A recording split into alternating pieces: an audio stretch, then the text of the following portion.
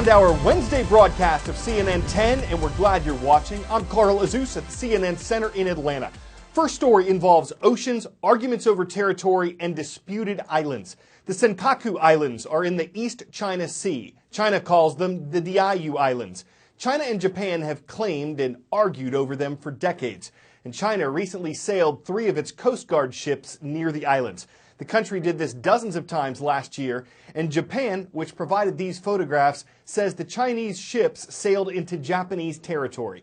Tensions between these two countries concern the U.S. because America is an ally of Japan.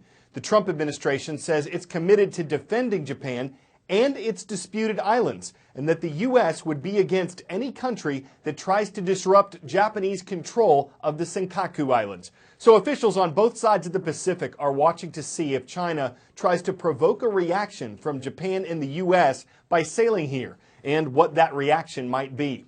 We've reported on island disputes in this region before. They've been focused on the ongoing international disagreements over territory in the South China Sea.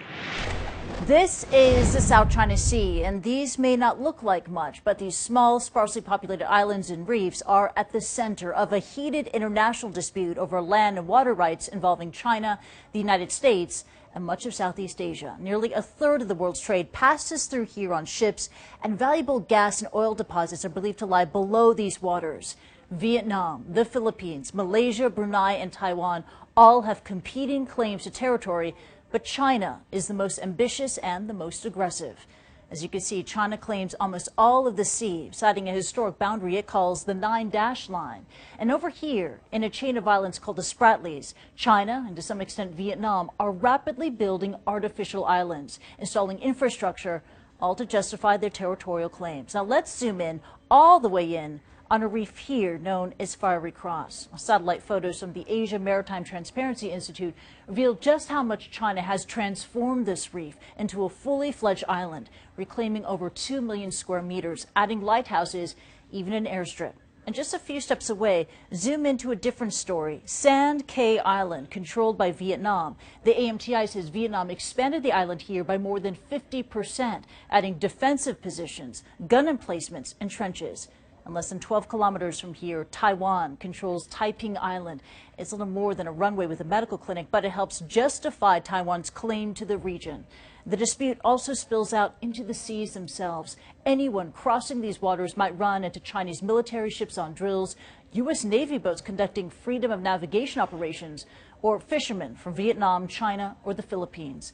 A lot of traffic and tension that has raised fears that this contested body of water could become a flashpoint between competing nations. 10-second trivia. When was the U.S. Constitution ratified? Was it in 1775, 1776, 1783, or 1788? When New Hampshire became the 9th state to ratify the Constitution in 1788, the historic document became the law of the land. But it wasn't until yesterday, the first time since 1788, that the Constitution's Article 1, Section 3, Clause 4 played out for a president's cabinet nominee. The clause says that the Vice President of the United States shall be President of the Senate, but shall have no vote unless they be equally divided, they meaning senators. When it came time for them to vote on Betsy DeVos, President Donald Trump's nominee for Education Secretary, 50 senators voted to confirm her, 50 voted against confirming her. That included 2 Republicans who hold a 2-seat majority in the Senate. So the tie-breaking vote was cast by U.S. Vice President Mike Pence.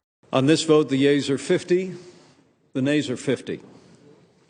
The Senate being equally divided, the Vice President votes in the affirmative and the nomination is confirmed. Why was the Senate divided? When he nominated DeVos, President Trump called her a brilliant education advocate whose leadership would help the government reform the education system and give better education and school choice to families. DeVos favors charter schools and voucher programs, and some teachers' unions say those plans take money away from public schools that need it. And DeVos's critics say she's pushed for education programs that don't work. With Vice President Pence's tie-breaking vote, Betsy DeVos becomes the 11th U.S. Education Secretary responsible for advising the President on America's education policies, activities, and programs.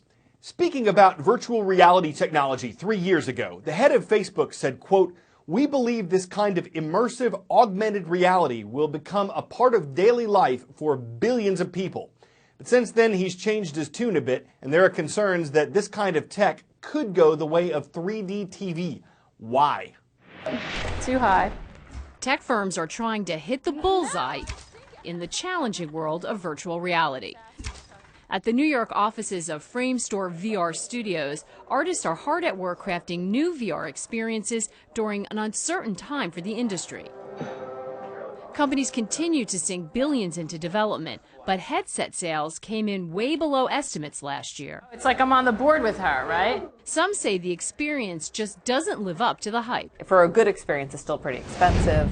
Might not be all that comfortable to wear this thing. Sometimes it doesn't feel that great if you're a person who tends to get motion sickness. First live demo in VR.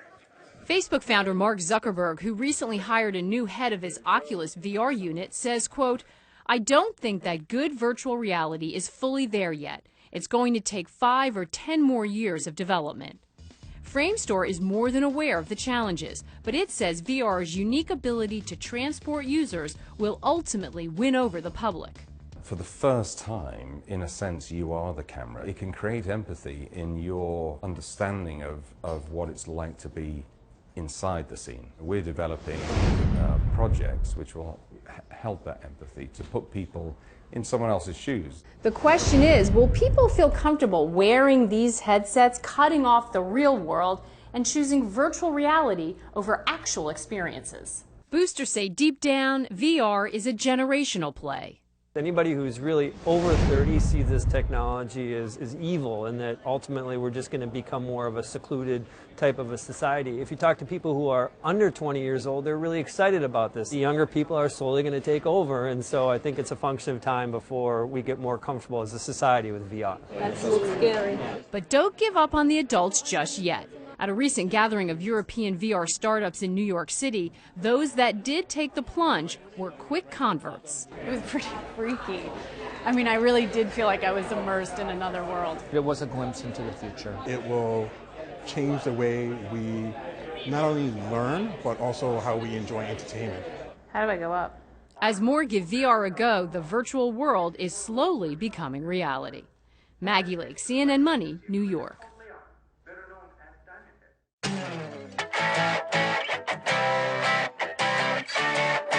Well, the U.S. football season is over, but you still might get a kick out of this. Adam Vinatieri is the kicker for the Indianapolis Colts. He has 4 Super Bowl titles, the NFL record for most consecutive field goals, that's 43, and now he's got the Guinness World Record for most field goals made in a minute. He nailed 28 of them from 17 yards out. That won a donation of $15,000 to a charity that helps military veterans and their spouses.